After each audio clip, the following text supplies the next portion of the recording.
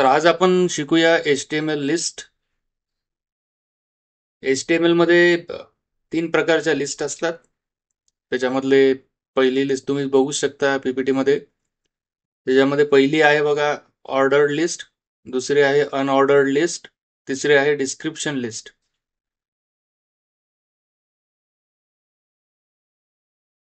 तर ordered list मध्ये काय असते, ऑर्डर्ड लिस्ट मध्ये हा OL नावाचा टॅग असतो आणि त्याचा चाइल्ड टॅग जो आहे तो LI टॅग आहे, लिस्ट टॅग.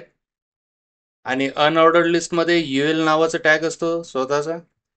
आणि त्याच्यानंतर जे चाइल्ड आहे प्रत्येक ऑप्शनसाठी ते सुद्धा याला LIच आहे.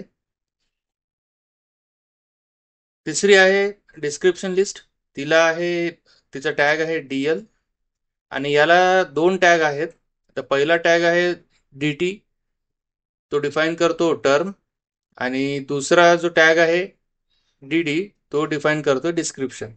तर या प्रत्येक लिस्ट आयटमला दोन ऑप्शन असतात इथे, एक DT असतो आणि एक DD असतो.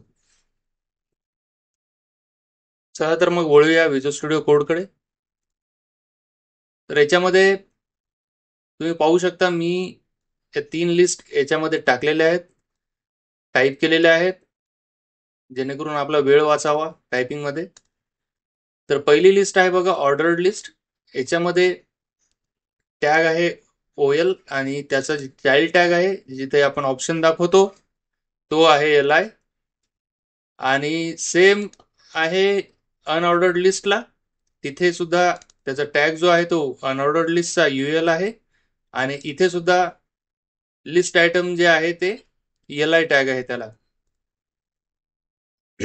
आणि तिसरा जो आहे तो डिस्क्रिप्शन लिस्ट आहे.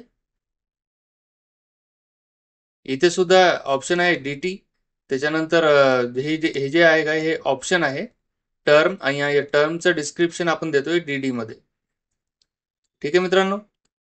तर आता याचं प्रॅक्टिकल पाहूया आपण. तर तुम्ही बघू शकता ऑर्डर्ड लिस्ट मध्ये नंबरिंग येते त्याच्यासोबत. हे जे 1 2 3 आहे ते हे बाय डिफॉल्ट येते ऑर्डर्ड लिस्ट मध्ये. आणि अनऑर्डर्ड लिस्ट मध्ये नंबरिंग येत नाही, हे सिम्बॉल्स येतात. ठीक आहे. त्याच्यानंतर डिस्क्रिप्शन लिस्ट मध्ये जसं हे टर्म आहे, आपण इथे टर्म डिफाईन केलेली आहे DT मध्ये, आणि हे DD मध्ये आपण त्याचं डिस्क्रिप्शन लिहिलेलं आहे. तर या प्रकारच्या या लिस्ट आहेत. तर या तीन लिस्ट आहेत. HTML आपल्याला प्रोव्हाइड करतं आणि आपल्या गरजेनुसार आपण याचा वापर करू शकतो. तर व्हिडिओ कसा वाटला मित्रांनो, मला नक्कीच कळवा. तुमचे काही प्रश्न वगैरे असतील, जे काही मी शिकवतो त्याच्या रिलेटेड, तर नक्कीच कमेंटमध्ये तुम्ही तुमचे प्रश्न विचारा, मी नक्कीच त्याचं उत्तर देईल.